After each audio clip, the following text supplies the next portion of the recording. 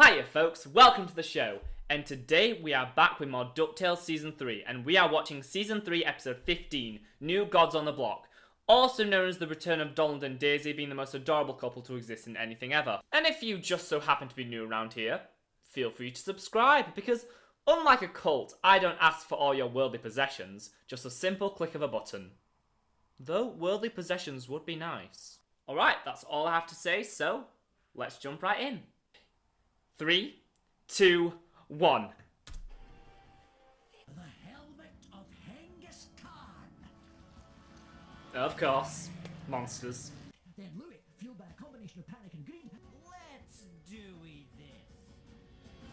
Oh, I told you to Dewey this! It worked, and I was supposed to know they could change direction. I just wasn't greedy enough. Oh no, Louis, no, you're always greedy and all. This is surprisingly depressing. Every setback is an opportunity for our team to grow. Grow the team, that's it. If our team couldn't handle this one, we simply expand the team with better people that can. Better people? Just different, more experienced. Like Lena. What if he puts his new teammates in the will? Always Louis, thinking of the important things. The king of the gods is no more. Woo! The gods of Olympus have decided that Zeus is a jerk. I mean, fair. Oh, I smite thee! Okay, let's see what they got. I vote Huey. Oh.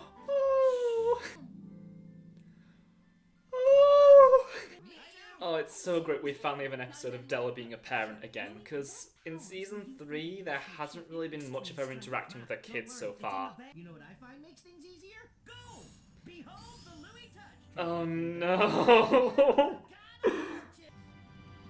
This can only end so many ways. So, fair Daisy, what are your intentions with my Donald? My power. I will be able to see the future and use that knowledge to keep others from harm. Oh, no, no, no, no. Hades. It's kind of like...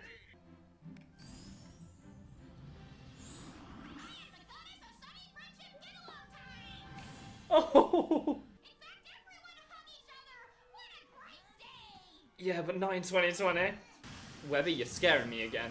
Okay, Dewey, I think you should. Mom, it's an audition. I got this.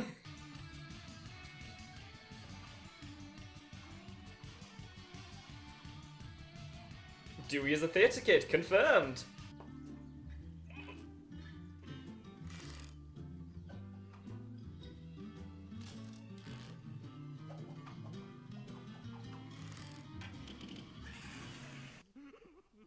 Accept the power to manipulate my children. Can you just go away? Forever? What should we? This is your chance. Let's go. Not to worry, we can salvage this. You killed my boyfriend.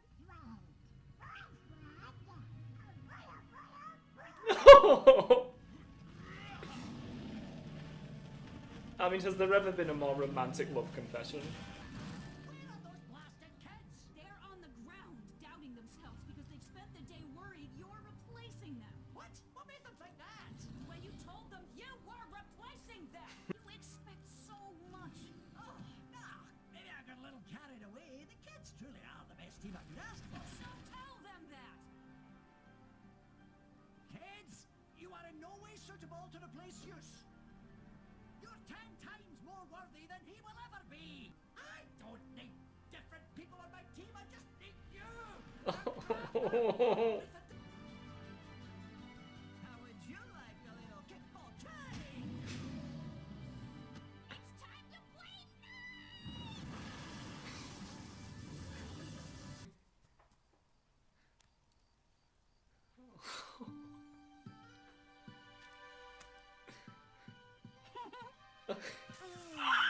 Magnificent union! Thanks, friend. Starcules. Mark this day, my friends, for henceforth we shall be the greatest trio known to man! I defeated him! Once more, Zeus has saved the mortals, defeated the Titan, and reclaimed his throne. For I am the mighty Zeus! Ha! Zeus.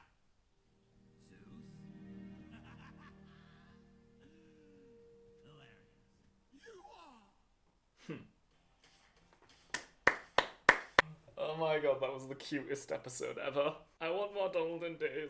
They're so adorable. Hiya folks, welcome back. And after finishing my reaction to New Gods on the Block yesterday, I decided I was going to combine that episode with the episode that just released, The First Adventure. The only thought I have going into this episode is, obviously with the unfortunate passing of Lucy Taylor, young Donald is going to have a new voice actor, which is going to take some getting used to, as her voice was just so distinct and amazing, but I'm sure the new actress will do a great job. But yeah, that's all I have to say, so let's jump right into it.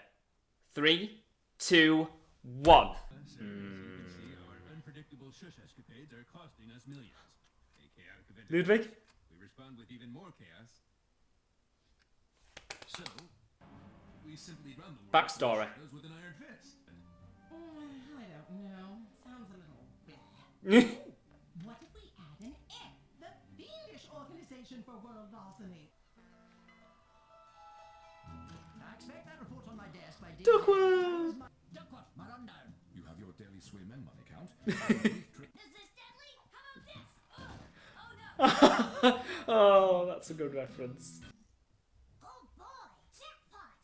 Wait, it's just an old dime. Dear Scrooge, I am sending your. It's not scratchy enough. It's good, it's a real good impression. I do not adventure. I'm looking at a big room of gold that says different. Another rich uncle. Got him! The rich uncle! Hello, Director 22. We located Captain Yellowbeak's ship. No one is missing. Oh, director, she got a promotion! This could be our chance to find the papyrus, uncover the mole, and shut Foul down for good. We'll do it!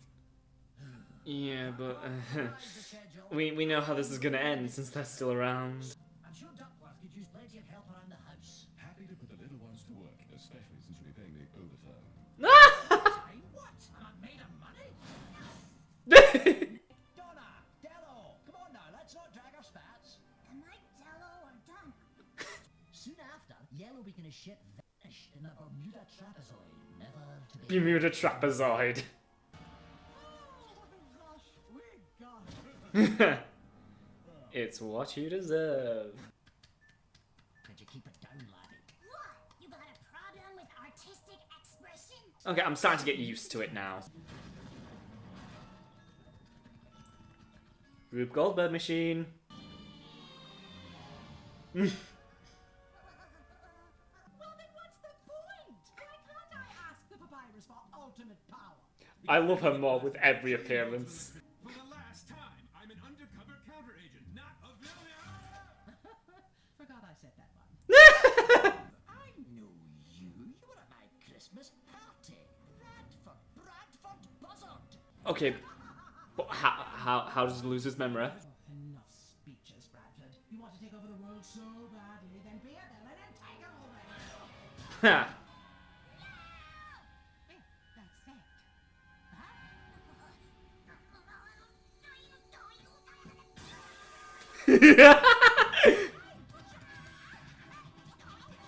That's that. Never mind. Papyrus, as far as the ducks know, Bradford Buzzard was never here. Where was it? Wait, what are you writing? Yeah. How many times has she lost her arm? Is this modern times? Oh, we still back then. Mr. McDuck? Oh, yeah, okay. Was it? Come in. I have plenty of wild enemies. What I don't have is a level-headed ally to take control of McDuck Enterprises. Someone trustworthy, reliable. There's something about you. My Christmas party ages ago. Oh, I was practically old kin, eh? Congratulations, Bradford. Oh my You're god, my new all these CFO. callbacks. Oh, yes. You're the exact dull, stingy type I need. Yes, sir. This looks like the start of a beautiful friendship. Well.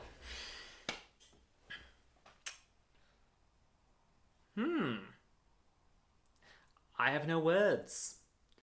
Okay, we have 2 episode reviews to get through, so let's start with New Gods on the Block. Right away, I could not have anticipated how depressing the start of this episode would be, with Scrooge and the kids failing to retrieve the helmet of Genghis Khan and returning to the quiet, dark mansion. Then, Scrooge decides he needs a new team, which just makes things all the more worse as it sends the kids down a spiral of self-doubt and insecurities. And we need to talk about this because this is where Scrooge kinda lost me in this episode. Yes, he's greedy and he wants the treasure, and his pride as the greatest adventurer of all time is clouding his judgment, but something about this setup felt pretty forced. I'm just having a hard time believing that Scrooge has a million stock speeches about the importance of Family McDuck, would opt to ditch his loved ones so easily and be so cheerful about it, then spend most of the episode ignoring and borderline neglecting them. No matter what angle I look at it, his actions don't sit right with me. Even though I will admit I do love Della being the one to call him out, and his speech to the kids was really well done. Speaking of Della, I have been waiting for this episode all season. The episode where Della gets to be the best mom ever because she's actually acting like one in this episode. As I've talked about previously,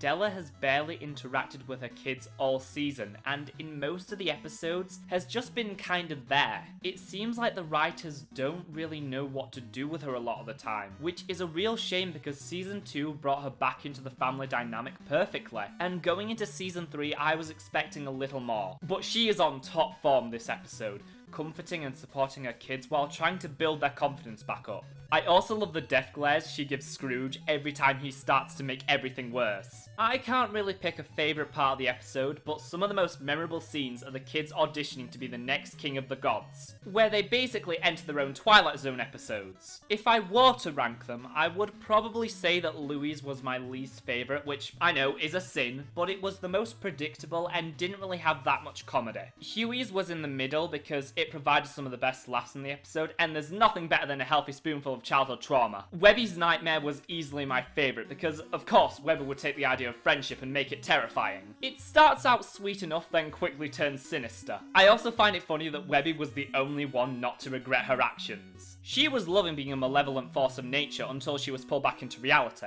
Now, those were my favourites of the God Power sequences, but Dewey's was the best audition. I swear, Season 3 is on a crusade to make Dewey replace Louis as my favourite character by making him even more of a theatre kid than he already is. And I gotta say, it's kinda working. Another aspect of this episode I want to praise is how it really got to flesh out Celine's character, showing her to be the most level-headed and responsible of the gods, which I get isn't an awful high bar, but she is just stunning. Now, that's one half of the episode covered, so let's switch over to Donald and Daisy's second date, which might just be the most adorable thing I've ever seen. I can't get over how amazing the chemistry between these two are, even if we didn't get to see it for most of the episode due to awkwardness brought on by Storkules. Daisy is easily the most underrated of the Sensational Six, and in more recent years there have been several well-done iterations of the character, but this is easily the best. Despite its main conflict feeling a bit contrived, and Scrooge having to be pushed ever so slightly out of character to make it work, New Gods on the Block is a really cute episode that works as a nice possible send-off to the gods. You'll notice I never mentioned Zeus in the review.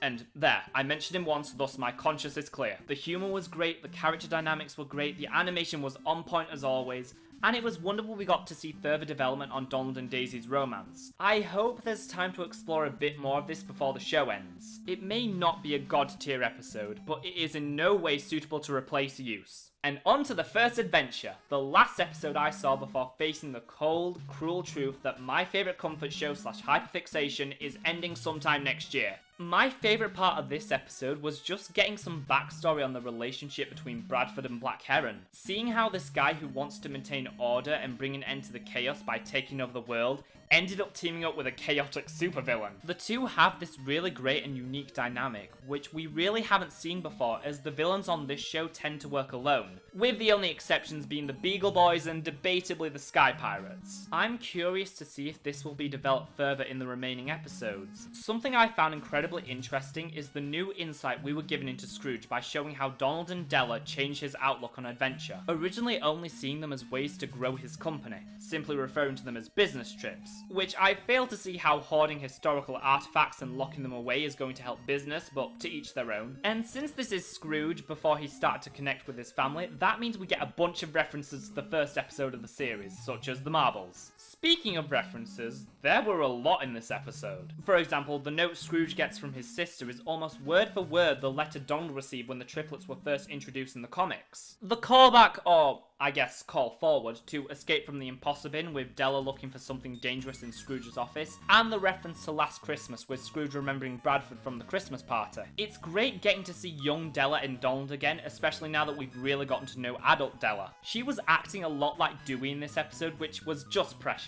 And since we get to see young Donald, that means he has a new voice actor due to the sad passing of Lucy Taylor last year. As for the new actress, Christina Valenzuela, who I and many others already know as Marinette on Miraculous Ladybug, she does a great job at capturing the spirit of the original performance, but it just doesn't quite feel the same. Black Heron was without a doubt the true MVP of this episode, with just how much she enjoys being a supervillain and all the less than helpful tropes that come with it. She's so charismatic, and I really have to praise April Winchell for her performance here because she brought all the energy to this episode. But seriously, how many times has this lady lost her robot arm? Because I'm starting to get the idea that this is how every encounter with Shush ended for her, which is just hilarious to think about. The first adventure isn't as grand or emotional as some of the other adventures, but it gave us a great new dynamic to be explored and some amazing Black Heron moments. It's nice seeing the events that shaped Scrooge into the man he's become, and in some ways makes the story of his time adventuring with Donald and Della all the more tragic. I have a feeling the papyrus will appear again, and might even have a huge part to play in the final episodes, since Scrooge did write that only the rightful heirs of Scrooge McDuck would find its final resting place. And with that, I have just 2 more episodes to finish before I am fully caught up. The final 2 episodes are the fight for Castle McDuck, which will introduce one of Scrooge's sisters, Matilda, and also feature the return of the Phantom Blot, which should be really interesting. Then we have a cool down episode with How Santa Stole Christmas, which will finally reveal why Scrooge holds such a grudge against him,